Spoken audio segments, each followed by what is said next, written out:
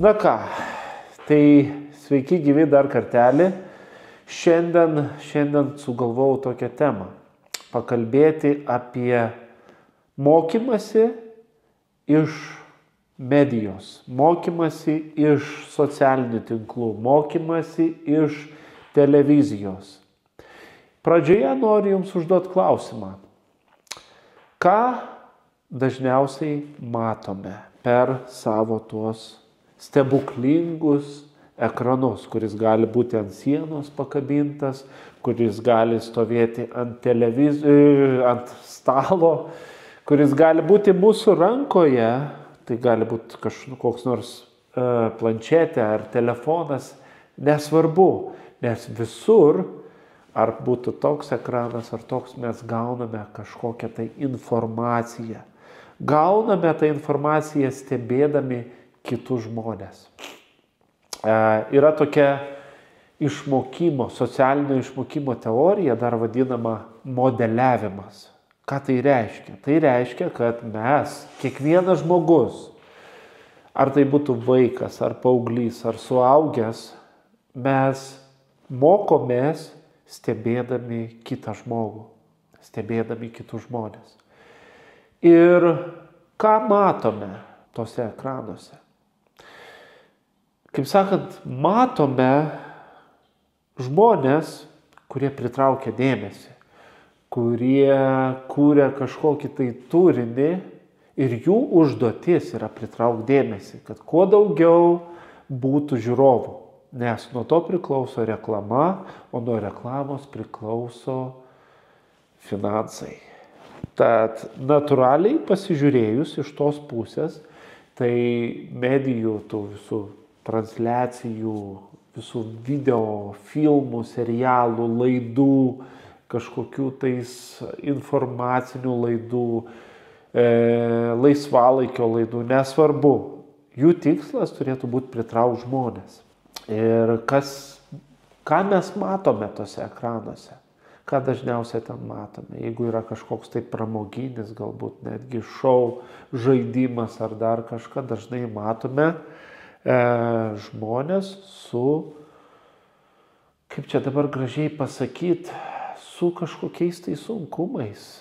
Yra visokių laidų, kur pateikiami žmonės turintys problemų. Ir tos problemos traukia dėmesį, įdomu žiūrėti, kaip tas žmogus elgiasi, ką jisai daro ir panašiai. Bet jeigu nuolatos mes matome tokius žmonės, kur išryškinamos, hiperbolizuojamos kažkokios problemos, kas tada atsitinka su žiūrovais. Kaip ir sakiau pradžioje, kad kai mes kažką žiūrime, kažką sekame, kažką stebime, mes dažnai iš tokių žmonių mokomės. Mokomės galbūt elgsenos kažkokios, perimam kažkokią gal manierą, kažkokį elgesį, kažkokią tai nuostatą net galim perimti. Dėl to ir vadinami tie žmonės influenceriai. Tas dabar terminas yra influenceris, nuo žodžio influence. Ką tai reiškia? Tai reiškia įtakos darytojas, įtakos darimas. Iš psichologijos, iš behaviorizmo mes žinom, kad nuolatos mes vieni kitiems darom įtaką. Tai mes iš tikrųjų visi žmonės vieni kitiems esame influenceriai. Aišku, kalbant apie tos žmonės, kurie rodosi tuose stebuklingose dėžutėse, ekranuose, tai jie įtaką daro masėms, didelėms grupėms žmonių, nes juos stebi didelis kiekis žmonių. Ir tas didelis kiekis žmonių, žiūrėdami tą kažkokį tai influencerį, įtakos darytoją, kažką iš jo pasiima, kažką išmoksta. Ką gali išmokti? Pavyzdžiui, jeigu aš matau kažkokius tai žmonės ten toj dėžutėje, aš galiu išmokti ir gauti supratimą, kad pasaulis toks yra, kad žmonės tokie yra. O ką ten rodo? Aišku, priklauso nuo laidos. Jeigu laidoj matom savanaudžius, egoistus, tai mums gali atrodyti pasaulis, kad yra savanaudiškas ir egoistiškas.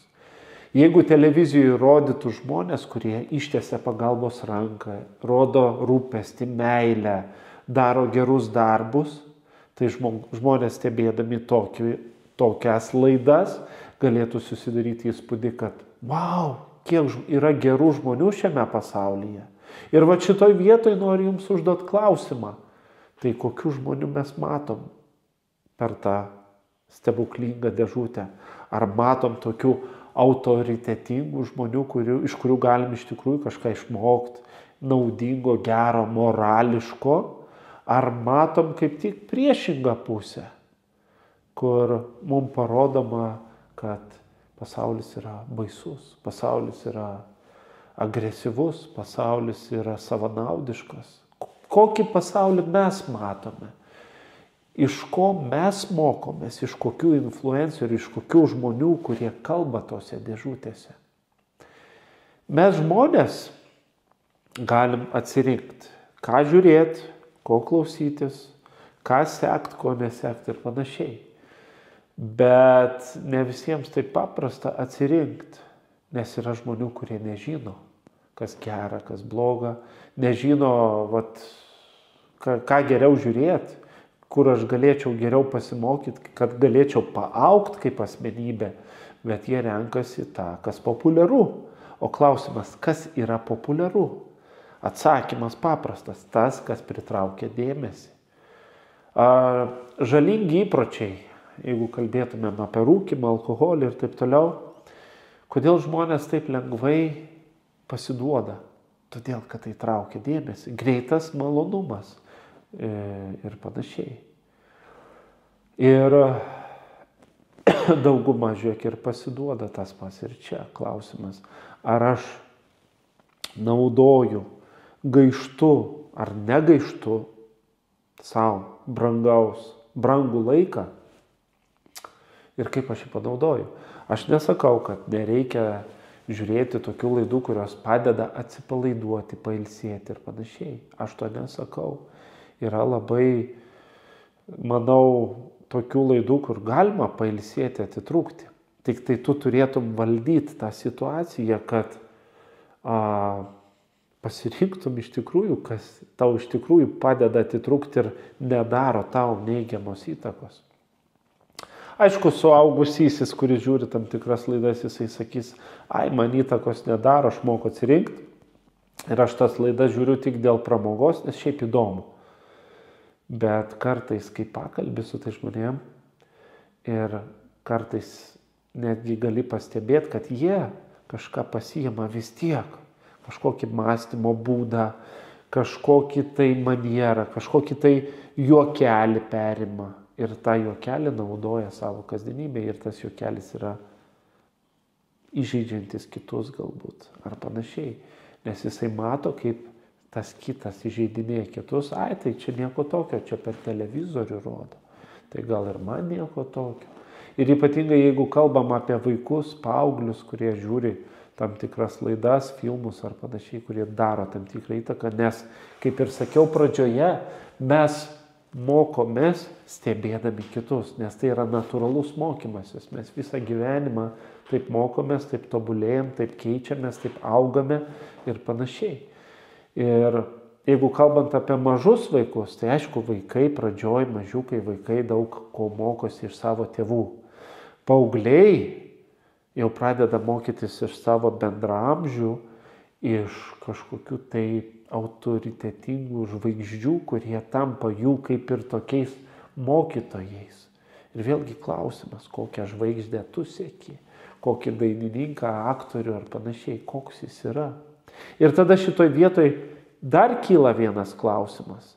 O kodėl vienas žmogus pradeda žiūrėti į vieną, ten kažkokią žvaigždę, aktorių ar panašiai, kuris rodo teigiamą pavyzdį, o kitas, jo klasiokas, jo bendramžis ar panašiai, renkasi visiškai priešingą žmogų, kuris rodo neigiamą įtaką ir mokosi tų neigiamų dalykų. Atrodo, amžius tas pats,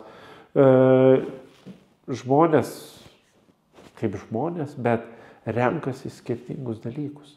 Atsakymas, aišku, mes visi skirtingi, mes visi turim skirtingą įtaką jau vaikystėje, turim skirtingą charakterį, skirtingus temperamentus ir asmenybė dėl to ir yra įdomus dalykas, kadangi mes esame visi kitokie. Ir pagrindas, kas yra pagrindas mumise, net ir Freudą, jeigu čia įterptumėm, tai sakytumėm, kad, aišku, Freudas kalba apie tos prigimtinius, bet jisai kalbėjo ir apie tokį dalyką kaip superego, kurį gauname iš aplinkos. Ir aplinka formuoja tos kaip ir moralės principus, kuriuos turėtumėm gauti iš aplinkos.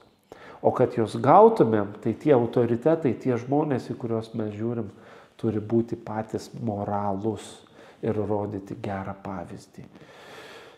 Nežinau, kaip jūs apie tai galvojat, ką jūs apie tai galvojat, parašykite komentarus, labai būtų įdomu išgirsti, pamatyti jūsų nuomonę, jūsų matymą. Dabar, kuo labiau bendrauju su jaunais žmonėms, su jaunimu, su studentais, netgi ir su paaugliais, yra tokių, kurie sako, aš jau senai nežiūriu televizoriaus, nes nėra ką žiūrėti. Aš atsirenku, ką aš noriu žiūrėti, kas yra iš tikrųjų naudinga. Ir yra tikrai tokių, kur pasirenka tikrai naudingus dalykus. Bet yra tokių, kurie ir žiūri tą, kaip sakant, populiarų dalyką, kuris pritraukia dėmesį visokiais tai išsidirbinėjimais, patyčiom iš kitų žmonių ar panašiai. Tai va, tai tokios mintis šioj išminties minutėliai, parašykit į komentarus, kokios pas jūs mintis apie tai.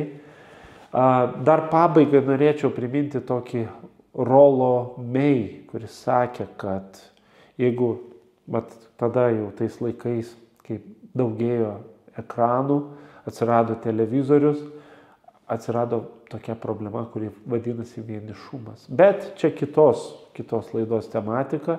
Na, o šiandien dar noriu Jums padėkoti, kad esat kartu, kad dalinatės šituo kanalu su artimaisiais, draugais, bičiuliais, kuriem būtų naudinga tokia informacija, pamastymui. Na ir dėkoju Jums visiems už patiktukus, ypatingai dar noriu, kol nepamiršau, padėkoti, nuoširdžiai padėkoti Contribui nariams, kurie palaikote šitas mano veiklas finansiškai, nes kartais tikrai reikia ir kamerą pakeisti, bateriją, stovai kartais sulūžta ar kažkas atsitinka. Tai ačiū už Jūsų prisidėjimą ir kviečiu kitus, kas matot, kad tai yra naudingas kanalas ir prisidėkit ir Jūs, jeigu Jūs galit. Bet Jūs ir taip prisidedat ir būdami tiesiog kartu. Tad ačiū Jums visiems, kad esat kartu. Na ką, iki kito karto. Ate.